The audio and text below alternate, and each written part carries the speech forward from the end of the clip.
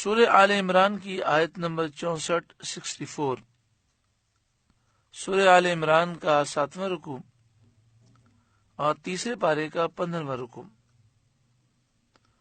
قل اے محبوب آپ فرمائیے، یا اہل الکتاب، اے کتابیوں، اے توریت یا انجیل کو ماننے والوں، یا اہل الکتاب، اے کتابیوں، تعالوا، آؤ، الی کلمۃ، ایک ایسے کلمے کی طرف، سواء بیننا و بینکم، جو ہم میں اور تم میں یکساں ہے، برابر ہے۔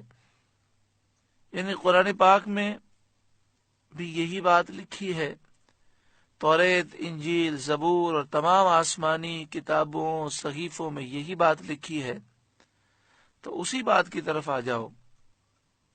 وہ بات کیا ہے؟ اللہ نعبد الا اللہ، یہ کہ ہم صرف اللہ کی عبادت کریں، ولا نشرک بہ شیئا، اور کسی کو اس کا شریک نہ ٹھہرائیں، اس کے برابر کسی کو نہ سمجھیں۔ یعنی حضرت عیسیٰ علیہ السلام کو عبادت میں شریک نہ کریں، حضرت عزیر کو نہ کریں، اور کسی کو بھی نہ کریں۔ ولا يتخذ بعضنا بعضا اربابا من دون اللہ، اور ہم میں کوئی ایک دوسرے کو اللہ کے سوا رب نہ بنا لے، جیسا کہ یہودیوں اور عیسائیوں میں یہ معمول تھا اور اب بھی ہے کہ وہ اپنے احبار کو اور راہبوں کو سجدہ کرتے ہیں اور ان کی پوجا کرتے ہیں۔ فرمایا آ جاؤ اس کلمے کی طرف کہ ہم شرک نہیں کریں گے، اللہ ہی کی عبادت کریں گے، اللہ کے سوا کسی کی پوجا نہیں کریں گے، عبادت نہیں کریں گے، کسی کو خدا نہیں سمجھیں گے، رب نہیں سمجھیں گے، صرف اللہ رب العالمین وحدہ لا شریک کی عبادت کریں گے۔ اگر اہل کتاب اس کلمے کی طرف آ جاتے ہیں تو پھر یہودیت اور عیسائیت ختم ہو جاتی ہے، کیونکہ یہودیت اور عیسائیت کی بنیاد اسی شرک پر ہے۔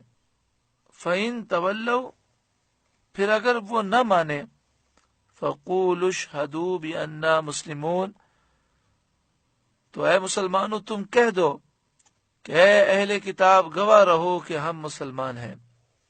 اس میں ایک بڑی پیاری نصیحت ہے کہ جب آپ کسی کو نصیحت کرنے جائیں تو آپ کے اندر بہت زیادہ خود اعتمادی ہونی چاہیے، یعنی سامنے والے پر یہ ظاہر کرنا ضروری ہے کہ آپ مانے یا نہ مانے، ہم اس دین پر مضبوط قائم رہنے والے ہیں۔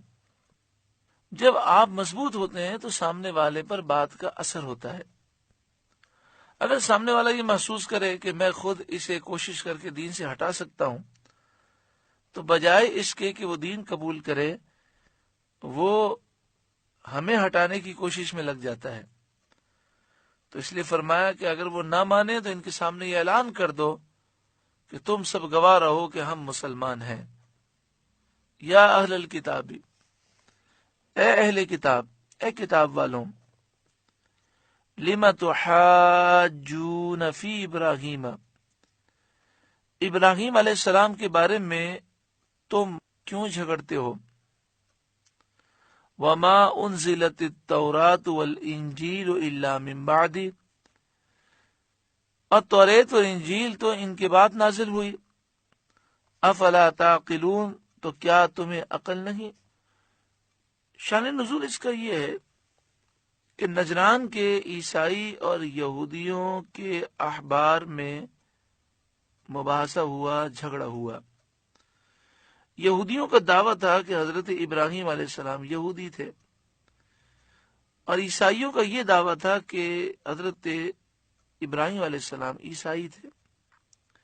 یہ جھگڑا بہت بڑھ گیا تو فریقین نے سید عالم صلی اللہ علیہ وآلہ وسلم کو حکم بنایا، ثالث بنایا، اور آپ سے انہوں نے فیصلہ چاہا، آپ سے فیصلہ طلب کیا اس پر یہ آیت کریمہ نازل ہوئی، اور توریت اور انجیل کے جاننے والوں پر، یہودی اور عیسائی علماء پر یہ ظاہر کر دیا گیا کہ یہ انتہائی جاہل لوگ ہیں۔ یہودیت اور عیسائیت تو توریت اور انجیل کے نازل ہونے کے بعد پیدا ہوئی۔ حضرت موسیٰ علیہ السلام پر توریت نازل ہوئی، اور موسیٰ علیہ السلام سے سینکڑوں برس پہلے حضرت ابراہیم علیہ السلام ہے۔ حضرت عیسیٰ علیہ السلام پر انجیل نازل ہوئی، اور حضرت عیسیٰ علیہ السلام سے تقریباً 2000 سال پہلے حضرت موسیٰ علیہ السلام ہے، اور ان سے سینکڑوں برس پہلے حضرت ابراہیم علیہ السلام ہے۔ توریت اور انجیل میں کہیں بھی یہودی مذہب، عیسائی مذہب کا ذکر نہیں ہے، اور نہ یہ بات لکھی ہے کہ حضرت ابراہیم علیہ السلام یہودی تھے کہ عیسائی تھے، ایسی کوئی بات نہیں لکھی۔ اور توریت اور انجیل میں بھی اسلام کی دعوت ہے۔ یہ تو عیسیٰ علیہ السلام کے آسمان کی طرف بلند ہو جانے کے کچھ عرصے کے بعد عیسائیوں نے یہ عیسائی مذہب ایجاد کیا، اور اسی طرح حضرت موسیٰ علیہ السلام کے وصال ظاہری کے کافی عرصے کے بعد یہودیوں نے یہ یہودی مذہب ایجاد کیا۔ تو یہ کیسے دعویٰ کرتے ہیں کہ حضرت ابراہیم علیہ السلام یہودی تھے یا عیسائی تھے؟ کیونکہ یہ مذہب تو بعد کی پیداوار ہیں۔ یا اہل الکتاب لم تحاجون فی ابراہیم، اے کتاب والوں، ابراہیم کے بارے میں کیوں جھگڑتے ہو؟ وما انزلت التوراۃ والانجیل الا من بعدہ، اور توریت اور انجیل تو ابراہیم علیہ السلام کے بعد نازل ہوئیں۔ افلا تعقلون، تو کیا تمہیں عقل نہیں؟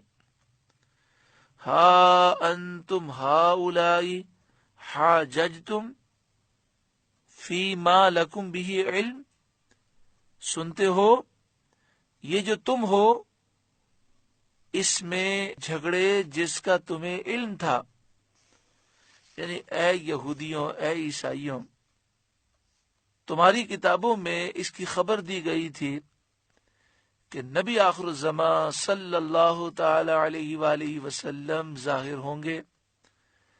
آپ کی نعت، آپ کی صفات کا بیان توریت اور انجیل میں تھا۔ جب یہ سب کچھ جان پہچان کر بھی تم نبی اکرم صلی اللہ علیہ وآلہ وسلم پر ایمان نہ لائے، اور تم نے اس معاملے میں ہم سے جھگڑا کیا، فَلِمَ تُحَاجُّونَ فِي مَا لَيْسَ لَكُمْ بِهِ عِلْمٍ، تو اس میں کیوں جھگڑتے ہو جس کا تمہیں علم ہی نہیں؟ یعنی حضرت ابراہیم علیہ السلام کو یہودی یا عیسائی کہتے ہو، حالانکہ تمہارے پاس اس کی کوئی دلیل نہیں۔ واللہ یعلم وانتم لا تعلمون، اور اللہ جانتا ہے اور تم نہیں جانتے۔ ما کان ابراہیم یہودیا ولا نصرانیہ، حقیقت حال یہ ہے کہ ابراہیم نہ یہودی تھے نہ عیسائی تھے، ولیکن کان حنیفا مسلما، بلکہ ہر باطل سے وہ جدا تھے، مسلمان تھے، وہ اسلام کی دعوت دینے والے تھے، ہر باطل سے جدا تھے۔ یہودیت بھی باطل ہے، عیسائیت بھی باطل ہے۔ وما کان من المشرکین، اور ابراہیم علیہ السلام مشرکوں میں سے نہ تھے۔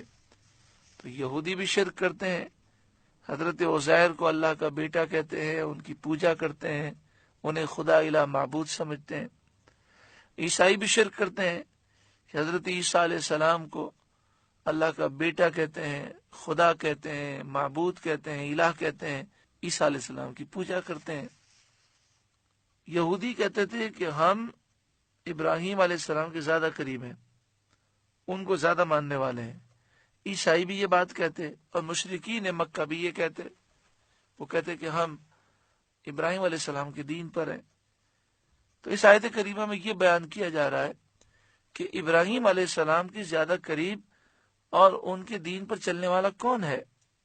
ان اول الناس بابراہیم للذین اتبعوہ، بے شک سب لوگوں سے ابراہیم کے زیادہ حقدار وہ تھے جو ان کے پیروکار تھے۔ جنہوں نے ابراہیم علیہ السلام کے دور میں ان کی فرمانبرداری کی، ان پر ایمان لائے، وہذا النبی، اور یہ نبی صلی اللہ علیہ وسلم، والذین آمنوا، اور ایمان والے، یعنی حضور کے جو امتی ہیں یہ ابراہیم علیہ السلام کو حقیقتاً ماننے والے ہیں۔ واللہ ولی المؤمنین، اور اللہ مومنوں کا مددگار ہے۔ حضرت معاذ بن جبل، حضرت حذیفہ بن یمان اور حضرت عمار بن یاسر رضی اللہ تعالی عنہم اجمعین کو یہودی اپنے دین میں داخل کرنے کی بہت کوشش کرتے اور انہیں یہودیت کی دعوت دیتے تھے۔ جب وہ انہیں اسلام کی دعوت دیتے تو اس کے جواب میں وہ انہیں یہودیت کی دعوت دیتے۔ تو اگلی آیت کریمہ میں یہ بتایا گیا کہ یہ ان کی ہوس بالکل بیکار ہے، یہ یہودی ان صحابہ کرام کو گمراہ نہ کر سکیں گے۔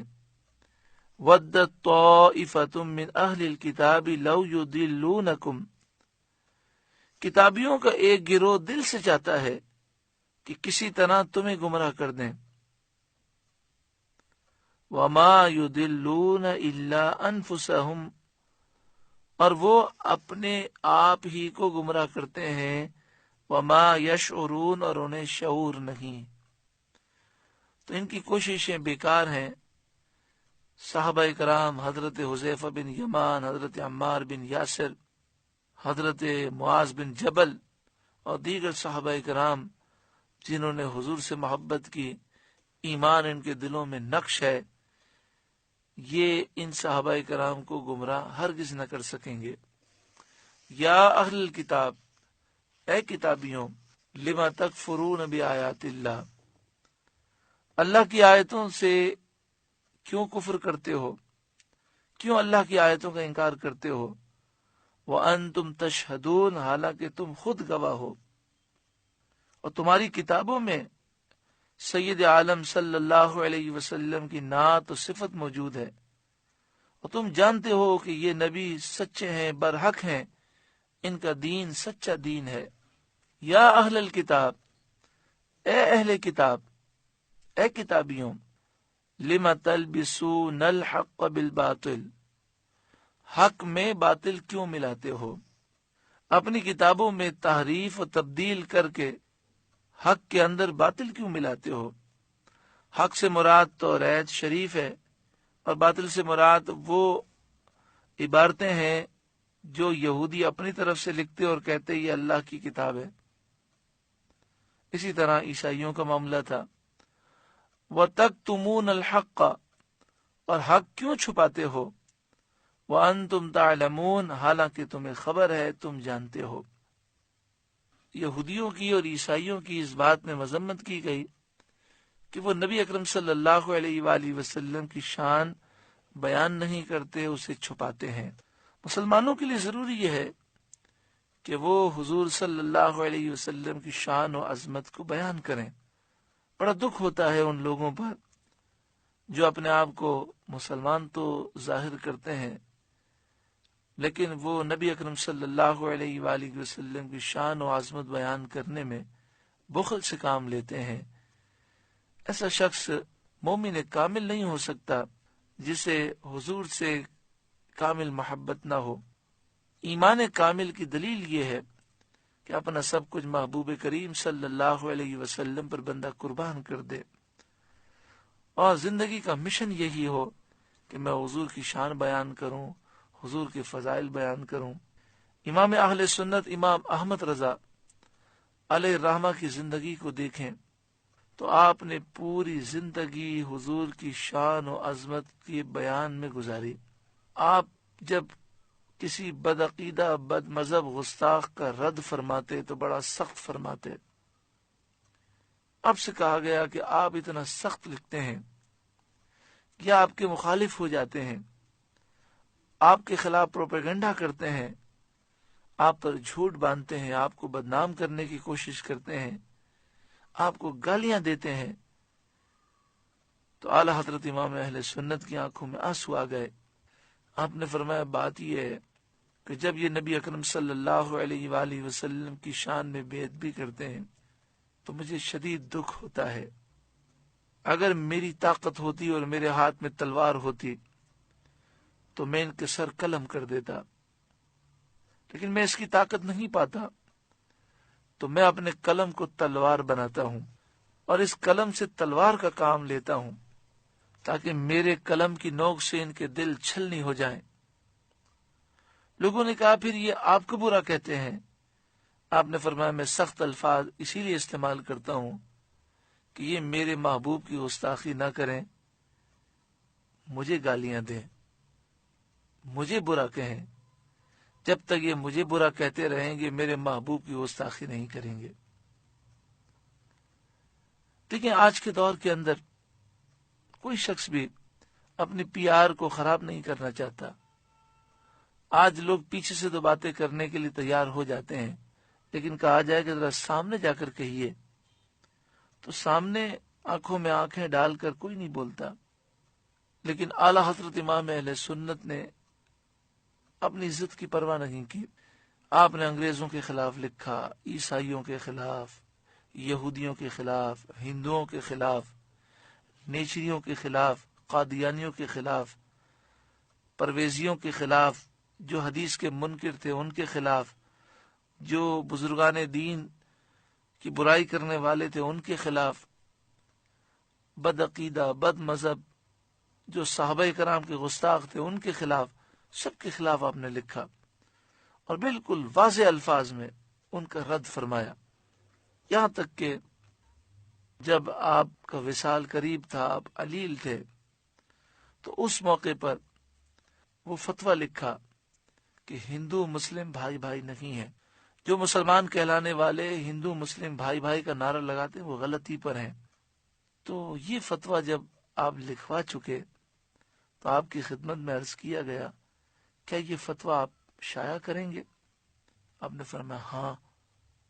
تو آپ سے کہا گیا کہ دیکھیں ہندو، عیسائی، یہودی، انگریز، بد عقیدہ، بد مذہب سب آپ کے مخالف ہیں، اور یہ فتویٰ شائع ہوگا، یہ فتویٰ جو آپ نے لکھا ہے تو جو مسلمان کہلانے والے ہیں، جو ہندو مسلم بھائی بھائی کے نعرے لگا رہے ہیں، وہ بھی سیاسی طور پر آپ کے خلاف ہو جائیں گے، آپ تنہا رہ جائیں گے۔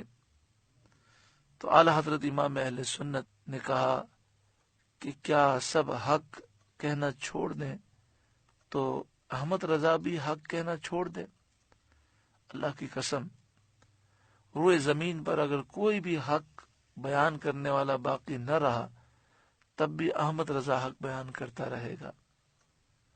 اعلی حضرت امام اہل سنت کے خلاف اخبارات میں پورے فیچر لکھے گئے۔ کسی نے یہ کہا کہ یہ قادیانی ہیں، کسی نے کہا یہ عیسائی ہیں، کسی نے کہا یہ انگریزوں کے ایجنٹ ہیں، کسی نے کہا یہ ہندوؤں کے ایجنٹ ہیں، کسی نے کیا الزام لگائے، کسی نے کیا الزام لگائے۔ لیکن اعلی حضرت امام اہل سنت حضور کی ناموس پر پہرا دیتے رہے۔ لوگوں نے کہا کہ آپ ان کا جواب لکھیں، ہم ان کے خلاف کیس کرتے ہیں کہ انہوں نے آپ پر جھوٹے الزامات لگائے ہیں۔ کسی نے کہا آپ 3 سطر لکھ کر دے دیں، سارے اخبارات میں شائع کر دیتے ہیں کہ یہ سب جھوٹ ہے، میرا اس سے کوئی تعلق نہیں۔ اعلی حضرت کی آنکھوں میں آنسو آ گئے۔ آپ نے فرمایا میں نے قسم کھائی ہے کہ یہ میرا قلم صرف حضور کی عزت کے دفاع میں چلے گا، میں اپنی عزت کو بچانے کے لیے اس قلم کو نہیں چلاؤں گا۔ تو دنیا نے دیکھا کہ جب حضور صلی اللہ علیہ وآلہ وسلم کی عزت کی دفاع میں اعلی حضرت اپنا سب کچھ قربان کیا تو حضور کے صدقے میں اللہ تعالیٰ نے وہ عزت عطا فرمائی کہ خود اعلی حضرت ایک موقع پر کراچی کی بندرگاہ پہنچے۔ جب آپ دوسری مرتبہ حج کر کے واپس آ رہے تھے، جہاز کو بامبے جانا تھا، تو سمندری طوفان کی وجہ سے جہاز کراچی آیا۔ 3 دن جہاز کراچی کے ساحل پر رہا۔ اعلی حضرت فرماتے ہیں یہاں کسی سے میری ملاقات نہیں ہوئی کیونکہ میں کسی کو نہیں جانتا تھا اور کراچی کے لوگوں میں سے کوئی مجھے نہیں جانتا تھا۔ آج سے تقریباً 100 سال پہلے اعلیٰ حضرت فرماتے ہیں کراچی کے لوگوں میں سے کوئی مجھے نہیں جانتا تھا، اس لیے 3 دن میں ساحل پر رہا لیکن کسی سے ملاقات نہیں ہوئی۔ لیکن آپ دیکھیں جب انہوں نے ساری زندگی حضور کی ناموس کی حفاظت میں صرف کی، سب کچھ قربان کیا، تو آج کراچی کے لاکھوں کروڑوں لوگ اعلیٰ حضرت امام اہل سنت سے عقیدت رکھنے والے ہیں۔ اور جب اعلیٰ حضرت امام اہل سنت کا وصال ہوا تو شامی بزرگ ملک شام میں تھے، آنکھ لگ گئی، اونگ آ گئی، دیکھا دربار سجا ہوا ہے، دربار رسالت میں خاموشی ہے، جیسے کسی کا انتظار ہو رہا ہے۔ عرض کرتے ہیں یا رسول اللہ صلی اللہ علیہ وسلم کس کا انتظار ہے؟ تو پیارا آقا صلی اللہ علیہ وسلم نے فرمایا احمد رضا کا انتظار ہو رہا ہے۔ ہند کے احمد رضا۔ پوچھا ہند میں کہاں؟ فرمایا بریلی کے۔ آنکھ کھلی، رخت سفر باندھا اور سفر کرتے ہوئے جب بریلی شریف پہنچے تو بتایا گیا کہ اعلیٰ حضرت کا تو وصال ہو گیا۔ آپ کے شہزادے سے ملاقات ہوئی اور کہا مجھے بتائیے کس وقت وصال ہوا؟ جب اس وقت کا اندازہ لگایا تو بڑے حیران ہوئے کہ وہی دن تھا، وہی وقت تھا، مجھے اونگ آ گئی تھی، آنکھ لگ گئی تھی، اور یہ منظر میں نے دیکھا۔ یعنی جس نے ساری زندگی حضور کی عزت پر قربان کی، یہاں روح نکل رہی ہے اور وہاں دربار رسالت میں انتظار کیا جا رہا ہے۔ پھر جب روح پہنچی ہوگی تو سرکار نے کتنا نوازا ہوگا۔